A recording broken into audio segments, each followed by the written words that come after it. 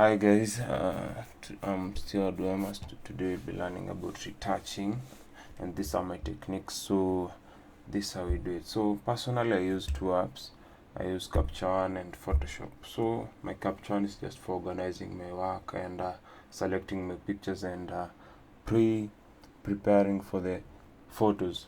Like I have an image here, so I did a project with Shali.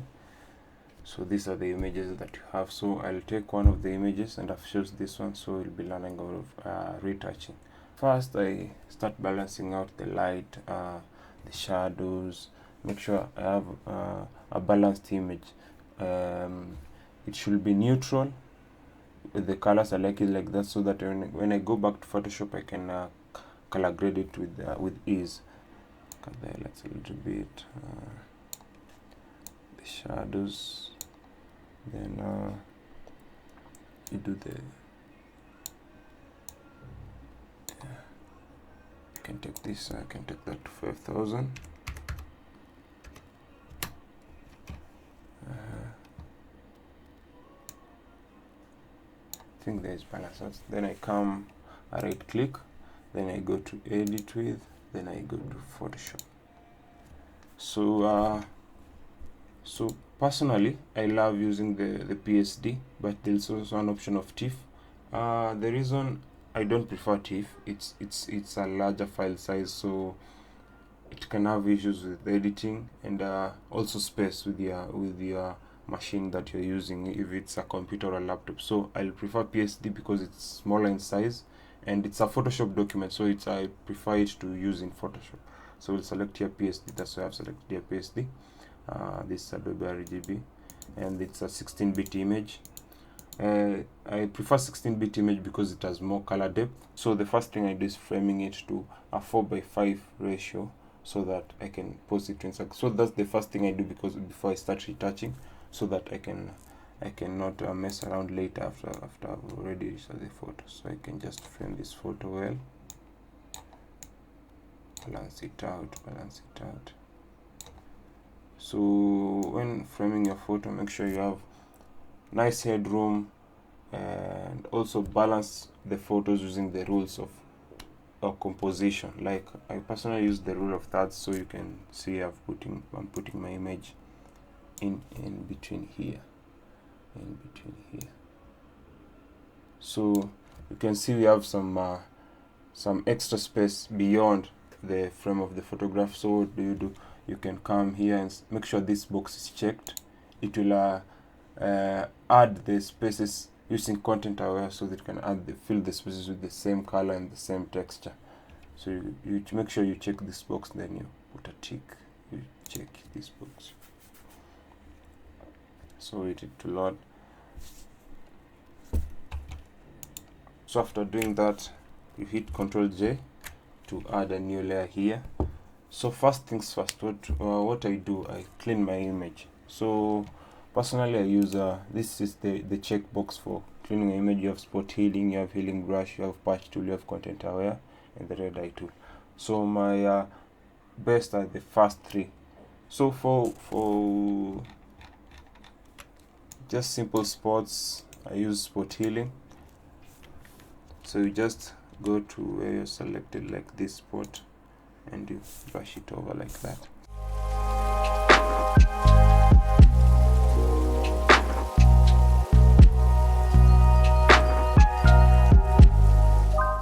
Let's continue. Okay, I think I'm done. Can knock everything out. I think everything is nice. Okay, number 2. So after that, after cleaning the image, so personally I use retouching. We use frequency separation, and there are different ways to work on your frequency separation. So to make my work easy, I don't create layers every time I do it. So what do I use? I have these tools. They are called retouching panels. So there's this one specifically. It's called beauty retouch. So it has all things you'll want to do while retouching. You have dodge and burn, you have frequency separation, luminosity masking, face makeup and hair with its controls, quality control, and also you can put your user actions here, and also how to crop your images for different posts. So personally, for now we'll be using this frequency separation tab. It's just programs that are created for you to make your work easier than going back and forth creating layers, going to media and selecting, doing the settings. The tab does it for you. So let's go back to the picture. You can make sure you zoom in so that you can see the face. So what are you supposed to look when selecting a good radius for your retouching, for your frequency separation? So frequency separation is essentially separating the low frequency layer to the high frequency layer. The high frequency layer entails all the textures, and the low frequency layer entails only the colors. So the separation makes it easier for you to work on both different frequencies so that you can get the best retouching image that you want. Right now I'm working on the low frequency layer because I'm working on the colors. So what I do, it blurs. You can check out, it blurs the image. Personally, I check the most place on the face that has most texture, and mostly it's the nose. So you just check the nose and make sure when you're selecting your radius, make sure you just at the point that the textures just disappear, just the first point. I think 7 there can work, right? So it's supposed to be 7 for every image. It depends on the texture of your model. So some have dense textures, some have shallow textures, so it just depends the texture of the model. So let's click OK. Then it will create other layers. So you can check, we have low frequency layers. It has the colors and the tones, and also we have high frequency layers, which has the also a copy of the high frequency layer here that has been clipped to the other high frequency layers. This is just to make sure, it's just like a safety. So when you use this layer, go back and correct it. So first thing first, we'll start working with our colors.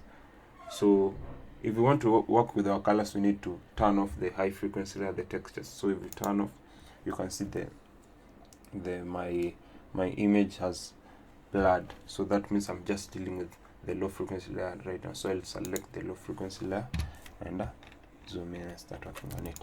So for low frequency layer, this is what we blend the skin tones.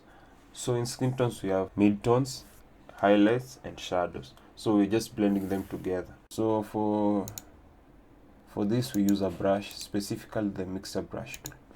So personally I use these settings. You can see at my tool tab. So first thing first, you need to make sure it's a clean brush. It's a clean brush. Number 2, so my hotness is at 50 and my load is at 60.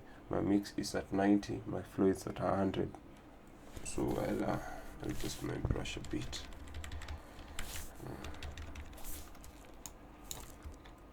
So if you're doing this, if you are using a mixer brush, when you want to get the results in this situation, you brush to the direction of the specifics, if it's the mid-tones, if it's the highlights, and the shape of the face. So like for me, like in this direction, I'll go downwards to the face so that I can blend them together, downwards. And this side, they go the opposite direction. So I'll run this through. So this is just a walkthrough on how I do this. I'll be going into details in more videos to show you how I go into specifics, like why median, how does it work.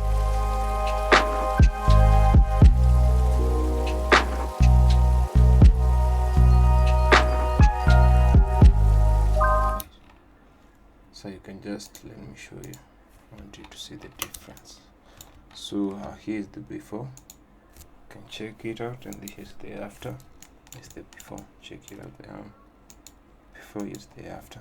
Now you can see what I was talking about when I was saying the blending the colors inside the image, the midtones, the highlights, and the shadows. You can see the difference.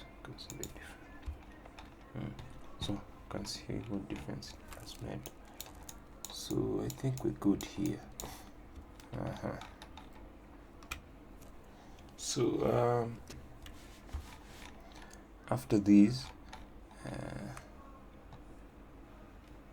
So we can start now doing the minimal things, like making some colors pop, like I think the lips, and also we can clean the eyes. We can also do something about the and also the color grading. So first things first, I'll hit Control Shift Alt E to merge these layers and create a new layer of the two layers. So you can see here we have another layer. So this layer is just a combination of the frequency, separation, median, group, and the layer 1. So this brings all the things that you did in the two previous layers to the main layer, so you can work on the other things on this layer. So I was thinking you can change the lips so that you can match at least the red for the background and the dress and the scarf on the head. So what I'll do, I'll make a layer here. So I'll just select here lasso tool. Let's polygon. This one's better.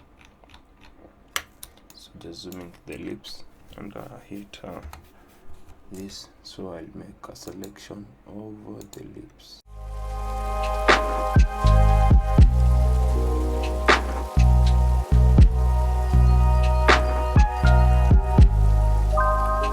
So I'll clip my layer here to the one below. So anything that happens on the hue and saturation layer will be happening only on the selection I made down here.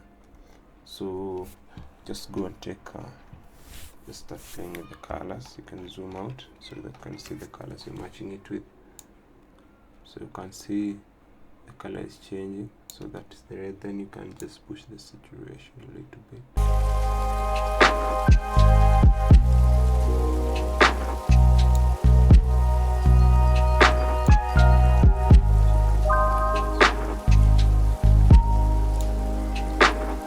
Okay, so you have moved the saturation a little bit and also balance the hue so that you can get the red, and also I've also done some lightness so that I can get more. So I want to check the before and after. That's the before, that's the after, that's the before, that's the after. Okay, let's dial in. So after this, I think we can do some color grading. So do the same thing, Alt Shift Control E. So you select the layers first, all the layer 2 and the other layers above it. Then you create one main layer for them. Then you press Control A to open, Control Shift A, sorry, to open up the camera raw. So I had created a preset for these images. So I like my set of images to have a certain flow and matching properties. So I just created specifically for Charlie a